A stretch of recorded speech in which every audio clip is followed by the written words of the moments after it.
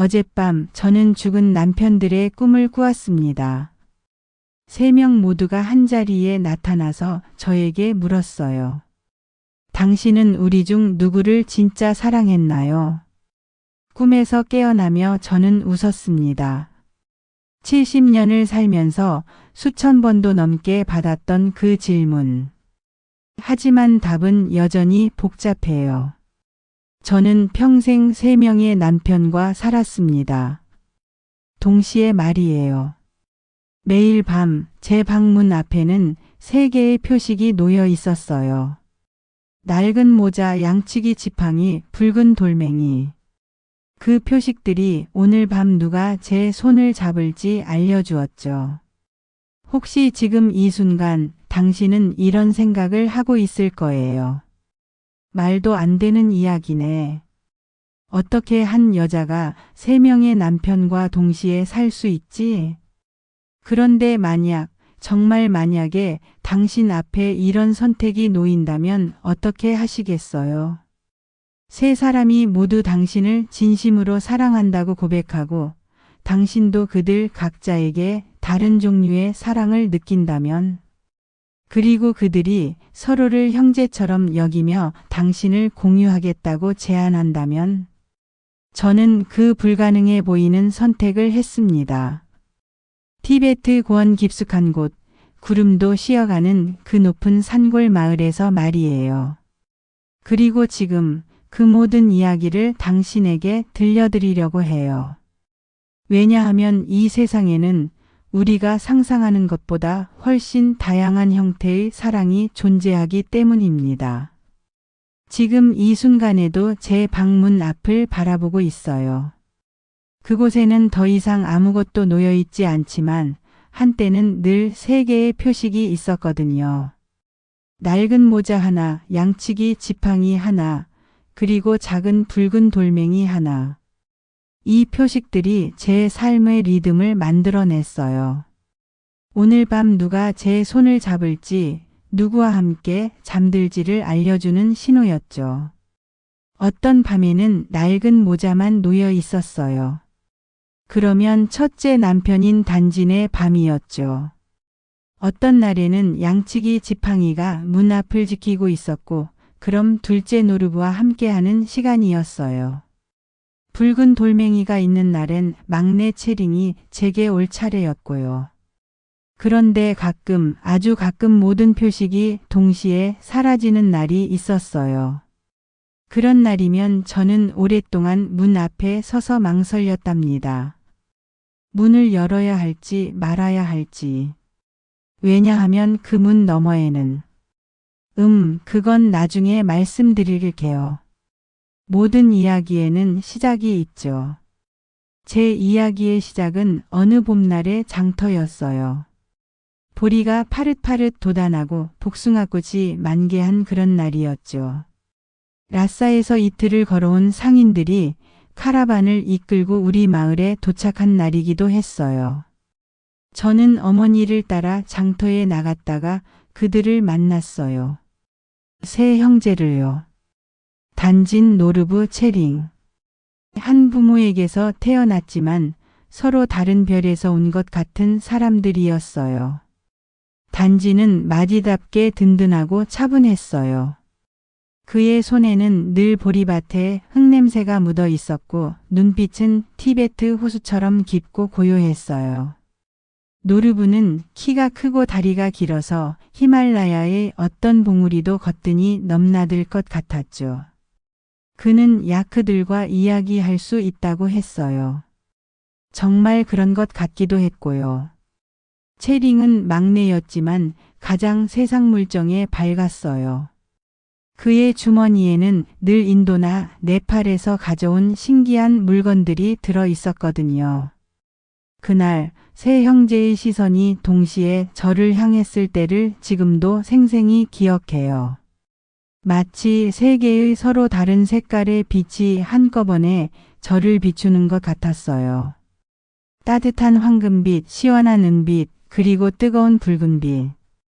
저는 도망치고 싶으면서도 그 자리에 선 채로 움직일 수가 없었어요. 이분이 우리 며느리가 되실 분인가 보다.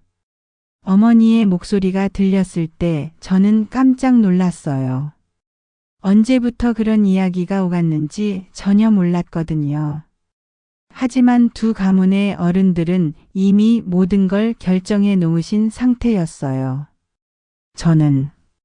저는 선택할 권리조차 없었죠. 하지만 티베트의 오랜 전통이었어요. 특히 우리 같은 외진 마을에서는 형제들이 한 명의 아내를 공유하는 일이 드물지 않았거든요. 땅을 분할하지 않고 가문을 유지하는 지혜로운 방법이라고 여겨졌어요. 결혼식 날이 왔어요. 우리 마을에서조차 보기 드문 특별한 결혼식이었어요.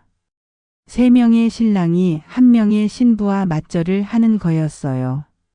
붉은 법복을 입은 라마께서 만트라를 읊으시는 동안 저는 꿈을 꾸는 것 같았어요. 정말 꿈이었으면 좋겠다고 생각했죠. 그런데 반지를 끼우는 순간 모든 게 현실이 되었어요. 첫 번째로 단진이 제 왼손 약지에 은반지를 끼워주었어요. 차갑고 묵직했어요. 마치 히말라야 설봉의 무게 같았죠. 두 번째로 노르부가 중지에 터키석 반지를 끼워주었어요. 깊고 푸른 그 돌을 보고 있으니 티베트 고원의 끝없는 하늘이 떠올랐어요. 마지막으로 채링이 검지에 산고 반지를 끼워주었어요. 따뜻하고 붉은 그 돌에서는 마치 살아있는 심장의 고동소리가 들리는 것 같았어요. 3개의 반지, 3개의 약속, 3개의 운명. 그날부터 저는 3사람의 아내가 되었어요. 첫날 밤 저는 누구와 함께 해야 할지 몰랐어요. 그때 시어머니께서 나타나셔서 차갑고 단호하게 말씀하셨죠. 장남부터 하루씩 돌아가며 지내거라. 월요일은 단진, 화요일은 노르부, 수요일은 채링. 목요일부터 다시 단진부터 시작하고 일요일만큼은 아무도 가까이 하지 마라. 하늘도 하루는 쉬시는 법이니까. 그렇게 제 사랑의 시간은 달력 위에 잘려나가게 되었어요. 월화수, 월화수, 월화수. 그리고 일요일에 정마. 제 몸도 마음도 모두 그 질서 안에 배치되었어요. 첫 번째 남편 단진과의 첫날 밤을 기억해요. 그는 침대 가장자리에 조심스럽게 앉아서 제 손만 살짝 잡고 있었어요. 그의 손은 거칠었지만 따뜻했어요. 밤새도록 아무 말 없이 그렇게 손만 잡고 잠들었죠. 아침에 깨어보니 그가 이미 들에 나가고 없었어요. 하지만 베개 맡에 들꽃 한 송이가 놓여 있었어요. 두 번째 밤 노르부와 함께한 시간은 조금 달랐어요. 그는 창문을 활짝 열어놓고 별자리 이야기를 해주었어요. 저 별은 양치기 별이야. 저기 보이는 게 늑대 별이고. 그의 목소리는 고원의 바람처럼 시원했어요. 촛불을 끄고 나서도 한참 동안 별빛 아래서 속삭임이 이어졌어요. 그의 숨결이 제 귓가에 스칠 때마다 온몸이 떨렸어요. 세 번째 밤 채링이 왔을 때는 또 다른 세상이 펼쳐졌어요. 그는 주머니에서 이상한 향을 피웠어요. 인도에서 가져온 거야. 그 달콤하고 이국적인 냄새 속에서 저는 정신을 잃을 것 같았어요. 그는 제게 다른 나라의 노래를 불러주었고 낯선 춤을 가르쳐 주었어요. 그날 밤 저는 처음으로 몸과 영혼이 함께 뒤흔들리는 걸 경험했어요. 이렇게 세 개의 서로 다른 사랑이 제 삶에 찾아왔어요. 어떤 사랑이 진짜인지 알 수 없었어요. 아니, 어쩌면 모두 진짜였을지도 모르겠어요. 여름이 왔어요. 노르부는 야크들을 몰고 고원 목초지로 올라가야 했어요. 그리고 저도 함께 가게 되었죠. 단진과 채링은 집에 남아 농사와 장사를 돌봐야 했으니까요. 고원에서의 여름, 그건 제 인생에서 가장 아름다운 시간 중 하나였어요. 끝없이 펼쳐진 초록 융단 위에서 하얀 야크들이 구름처럼 떠다녔어요. 낮에는 노르브와 함께 야크들을 돌보고 밤에는 별빛이 쏟아지는 하늘 아래서 풀잎 위에 누웠어요. 어느 날 밤 노르브가 제게 말했어요. 여기서는 달력이 없어. 요일도 없고 순서도 없어. 그냥 우리 둘만 있을 뿐이야. 그 말을 듣는 순간 저는 처음으로 규칙을 어기고 싶다는 유혹을 느꼈어요. 그냥 이대로 도망쳐버리고 싶었어요. 노르브와 둘이서만 어디 멀리 가서 살고 싶었어요.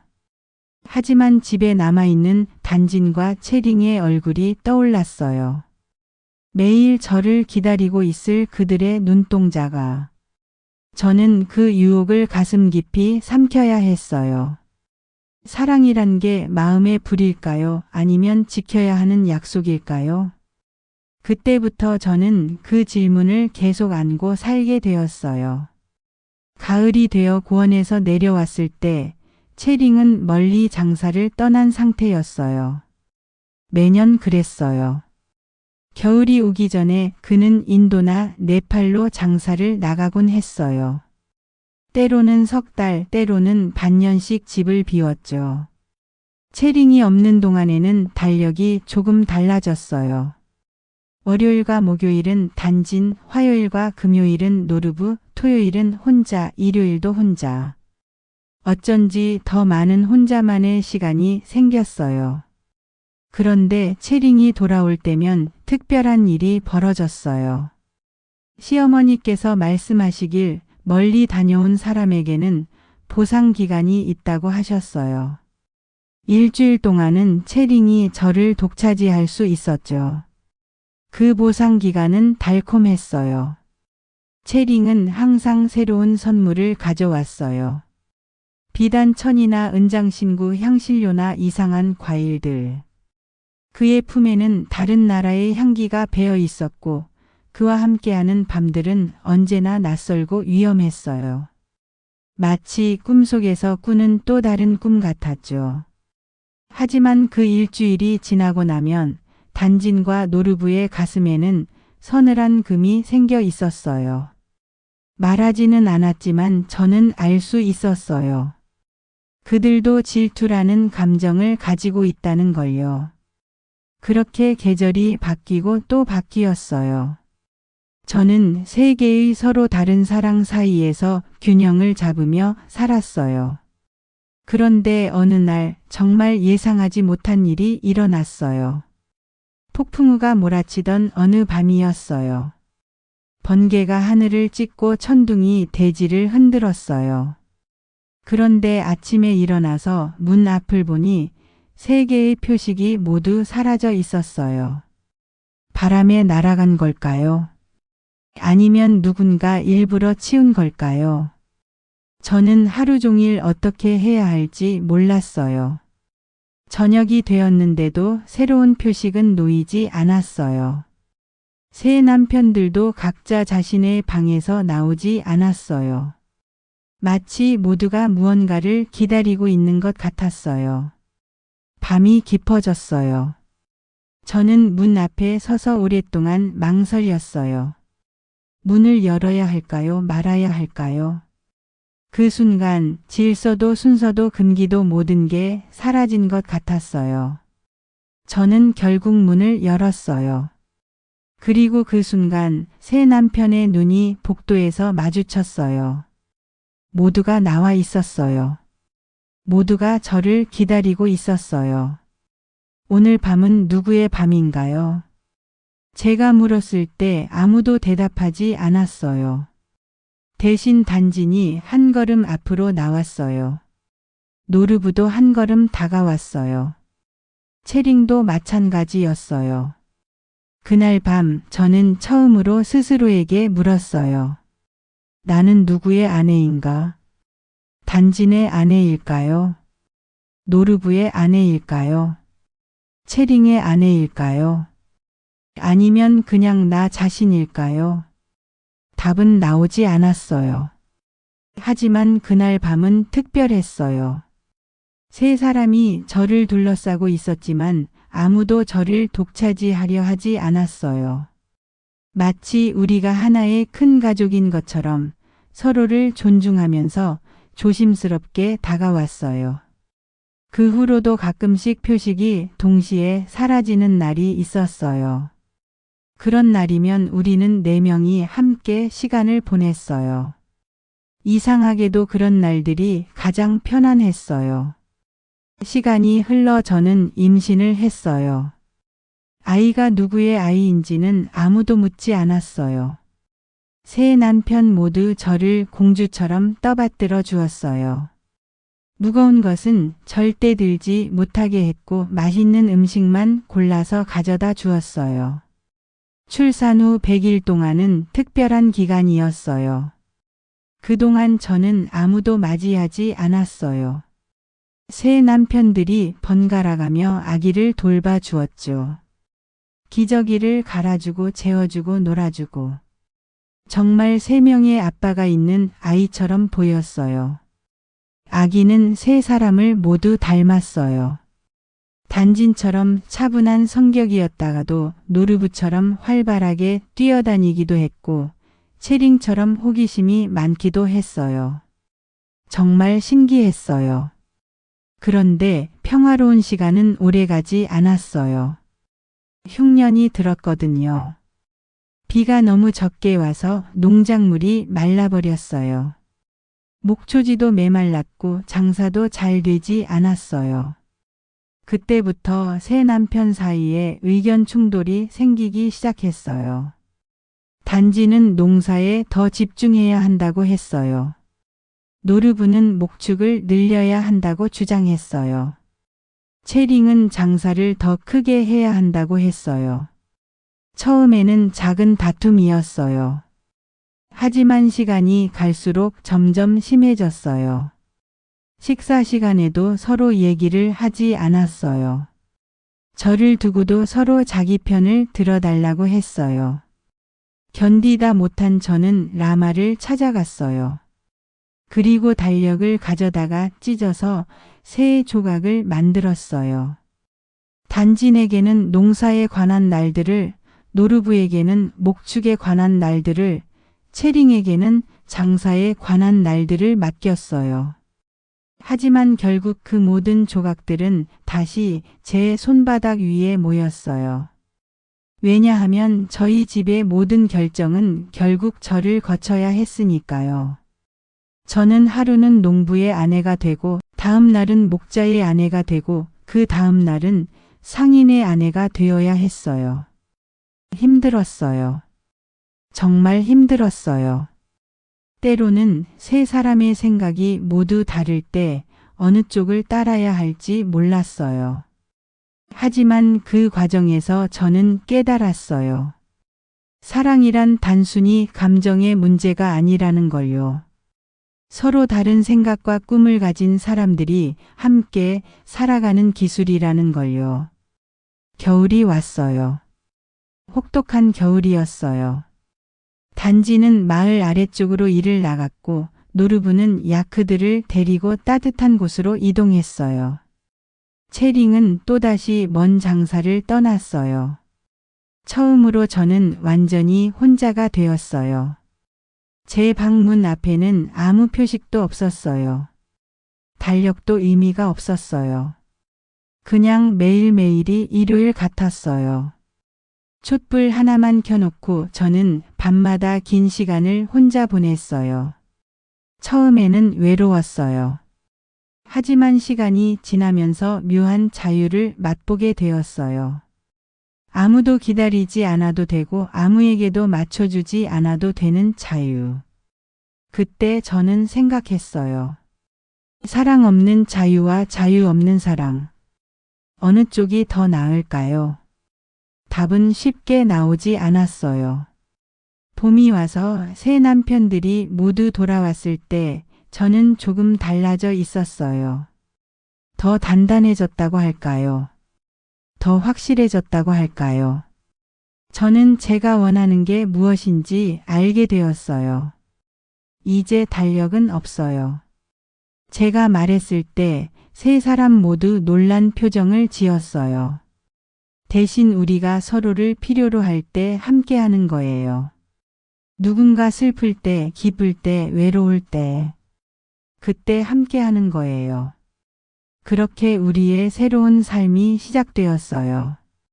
더 이상 순서도 없고 정해진 날짜도 없었어요. 대신 서로의 마음을 살피며 살았어요. 단진이 농사일로 힘들어할 때는 제가 들에 나가 함께 일했어요. 노르부가 아픈 야크를 돌보느라 밤을 새울 때는 제가 옆에서 함께 지켜봤어요. 채링이 먼 장사에서 돌아와 지쳐 있을 때는 제가 따뜻한 차를 끓여주었어요. 그리고 제가 아플 때는 세 사람이 모두 제 곁을 지켜주었어요. 제가 기쁠 때는 함께 기뻐해 주었어요. 제가 슬플 때는 함께 울어주었어요. 시간이 빨리 흘렀어요. 아이는 자라서 튼튼한 청년이 되었고 저희들은 중년이 되었어요. 그리고 어느새 노년에 접어들었어요. 단진이 먼저 갔어요. 들에서 일하다가 갑작스럽게 쓰러졌어요. 마지막까지 제 손을 잡고 있었어요. 그의 거친 손이 점점 차가워질 때 저는 은반지를 빼서 그의 손에 쥐어주었어요. 노르부는 겨울에 갔어요. 야크들을 돌보다가 눈보라에 갇혔어요. 사흘 후에 발견되었을 때 그는 새끼 야크 한 마리를 품에 안고 있었어요. 저는 터키석 반지를 빼서 그와 함께 묻어주었어요. 채링은 장사길에서 돌아오지 못했어요. 어떤 고갯길에서 산적을 만났다는 소식이 들려왔어요. 그의 시신은 찾을 수 없었지만 저는 산고 반지를 강물에 던져주었어요. 물살을 따라 어디론가 흘러가는 모습을 보면서 그가 어디선가 평안하기를 빌었어요. 이제 저는 혼자입니다. 완전히 혼자예요. 제 손가락에는 더 이상 반지가 없어요. 세 개의 반지를 모두 하나의 실로 꿰어서 불단에 올려두었어요. 가끔 사람들이 물어봐요. 후회하지 않느냐고. 한 사람만 사랑했다면 더 행복했을 거라고. 하지만 저는 확신해요. 후회하지 않는다고. 사랑은 균형을 맞추는 기술이었어요. 세 개의 서로 다른 사랑 사이에서 저는 더 큰 사랑을 배웠어요. 질서는 사랑의 또 다른 이름이었고 자유는 책임감 있게 사용할 때만 의미가 있었어요. 만약 다시 태어난다면 저는 똑같이 살 것 같아요. 세 명의 남편과 함께, 세 개의 서로 다른 사랑과 함께. 물론 힘들었어요. 때로는 마음이 찢어질 것 같았어요. 하지만 그 모든 아픔과 기쁨이 저를 더 완전한 사람으로 만들어 주었어요. 지금 이 순간에도 저는 생각해요. 사랑이란 무엇일까요? 한 사람만을 평생 사랑하는 것일까요? 아니면 더 많은 사랑, 더 많은 이해, 더 많은 포용을 품는 것일까요? 답은 사람마다 다를 거예요. 어떤 사람에게는 한 사람과의 깊은 사랑이 전부일 수도 있어요. 어떤 사람에게는 여러 사람과의 다양한 사랑이 더 의미 있을 수도 있어요. 중요한 건 어떤 선택을 하든 그 선택에 책임을 지는 것이라고 생각해요. 자신의 마음에 솔직하면서도 상대방의 마음도 존중하는 것. 그리고 무엇보다 사랑을 핑계로 누구도 상처 주지 않는 것. 저는 운이 좋았어요. 3명의 좋은 남자들을 만났고 그들도 저를 이해해 주었어요. 서로 질투하고 다투기도 했지만 결국에는 모두가 하나의 가족이 되었죠. 어떤 사람들은 제 이야기를 듣고 이상하다고 말해요. 어떤 사람들은 부도덕하다고 하기도 해요. 하지만 저는 알아요. 사랑에는 정해진 형태가 없다는 걸요. 사랑은 물과 같아서 어떤 그릇에 담기든 그 그릇의 모양을 따라 흘러가요. 제 그릇은 조금 특별했을 뿐이에요. 3개의 칸막이가 있는 그릇이었죠. 하지만 그 칸막이들 사이로 사랑은 자유롭게 흘러다녔어요. 때로는 한쪽에 더 많이 고이기도 했고 때로는 고르게 나뉘기도 했어요. 지금 생각해보니 제가 가장 행복했던 순간들은 4명이 모두 함께 있을 때였어요. 아이가 어렸을 때 온 가족이 둘러앉아 저녁을 먹던 시간들. 추운 겨울밤 4명이 한 방에서 아이에게 옛날 이야기를 들려주던 시간들. 봄이 와서 들에 나가 함께 씨를 뿌리던 시간들. 그때는 몰랐어요. 그런 평범한 일상이 얼마나 소중한 건지. 지금은 모든 게 추억이 되어버렸지만 그 추억들이 저를 따뜻하게 감싸주고 있어요. 가끔 마을 사람들이 찾아와요. 젊은 여자들이 와서 연애 상담을 하기도 해요. 할머니, 저는 2 남자 사이에서 고민이에요. 누구를 선택해야 할까요? 그럴 때마다 저는 말해요. 마음의 소리를 들어보렴. 하지만 그 마음이 욕심인지 사랑인지도 구별할 줄 알아야 해. 그리고 무엇보다 상대방의 마음도 생각해야 하고. 선택이라는 게 참 어려워요. 저도 처음에는 선택의 여지가 없었어요. 하지만 살다 보니 매 순간이 선택의 연속이었어요. 어떤 말을 할지, 어떤 행동을 할지, 어떤 마음을 가질지. 그 모든 선택들이 쌓여서 제 인생이 되었어요. 혹시 이 이야기를 듣고 계신 분 중에 비슷한 고민을 하고 있는 분이 있다면 이것만은 기억해 주세요. 사랑에는 정답이 없어요. 다만 진심이 있을 뿐이죠. 자신에게 솔직하세요. 그리고 상대방에게도 솔직하세요. 거짓말로 시작된 사랑은 언젠가 무너져요. 그리고 혹시 지금 누군가와 사랑하고 있다면 그 사람을 소중히 여기세요. 당연하게 생각하지 마세요. 사랑은 늘 변할 수 있고 사람은 언제든 떠날 수 있어요. 지금 이 순간이 얼마나 소중한지 깨닫기까지는 시간이 걸리지만 깨닫고 나면 이미 늦은 경우가 많아요. 저는 3번의 이별을 겪었어요. 그때마다 세상이 무너지는 것 같았어요. 하지만 살아야 했어요. 남은 사람들을 위해서, 그리고 떠난 사람들이 남겨준 사랑을 지키기 위해서. 지금도 가끔 꿈에서 그들을 만나요. 단지는 여전히 들꽃을 들고 서 있고 노르브는 별자리 이야기를 해주고 체링은 이상한 향을 피우며 웃고 있어요. 꿈에서는 우리가 여전히 젊고 모든 것이 가능해 보여요. 깨어나면 현실이지만 그 꿈들이 저에게는 큰 위로가 되어요. 사랑했던 사람들은 죽어서도 우리 마음속에 살아 있어요. 그들과 함께 나눈 모든 순간들이 우리를 만들어가는 거예요. 요즘 젊은 사람들을 보면 참 안타까워요.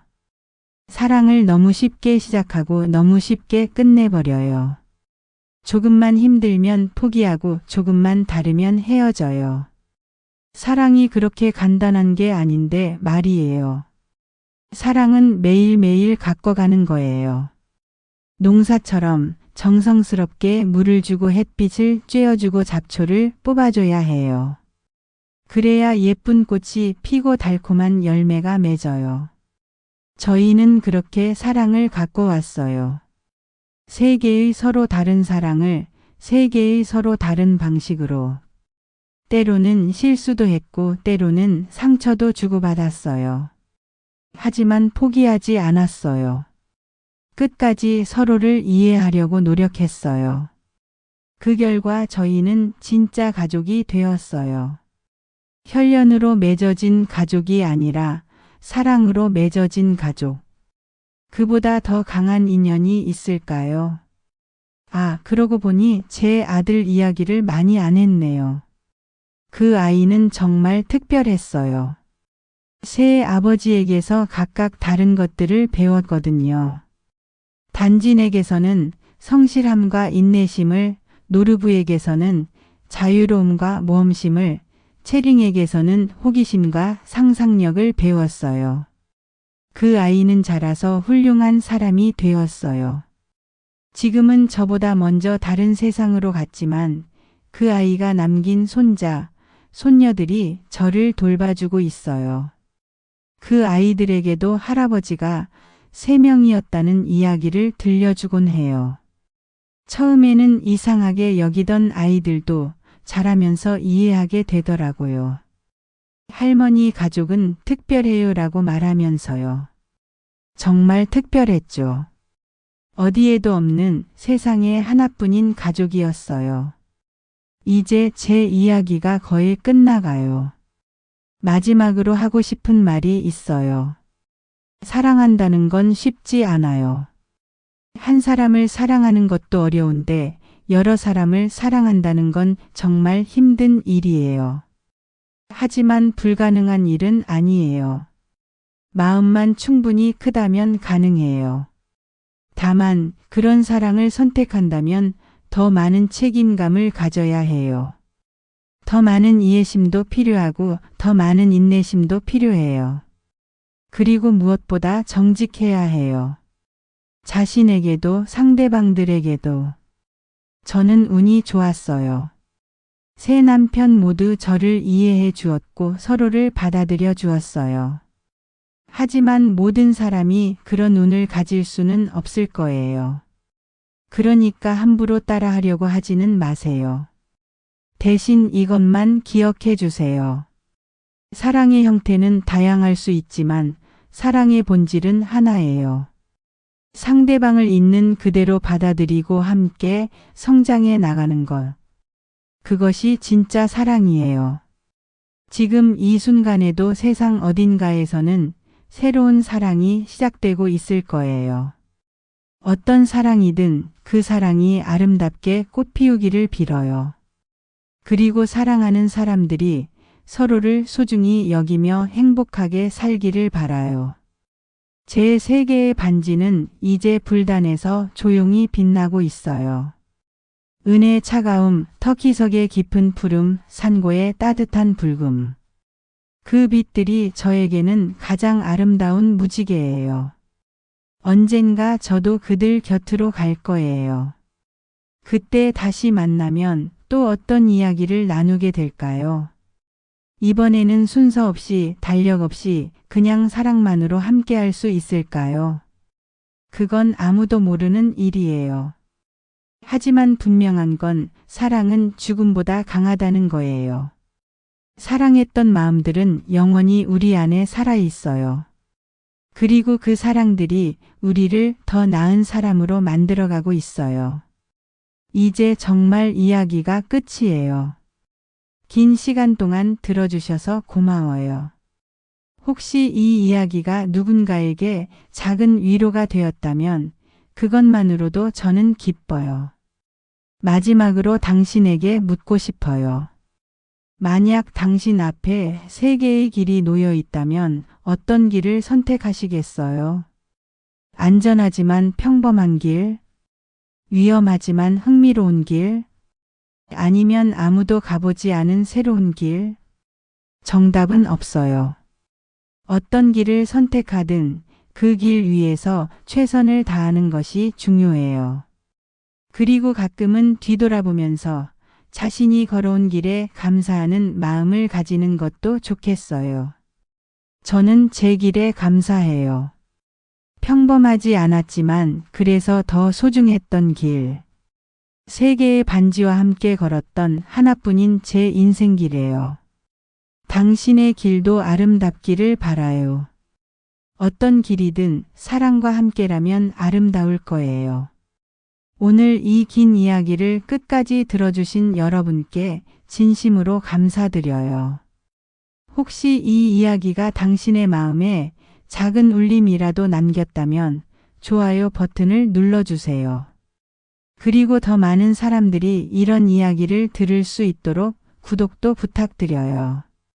댓글로 당신의 생각도 들려주시면 더욱 기쁠 것 같아요. 당신은 어떤 사랑을 꿈꾸고 계신가요? 어떤 인생을 살고 싶으신가요? 다음에는 또 어떤 이야기로 찾아뵐까요? 여러분의 마음이 늘 따뜻하기를 바라며 오늘 이야기를 마칠게요. 안녕히 계세요.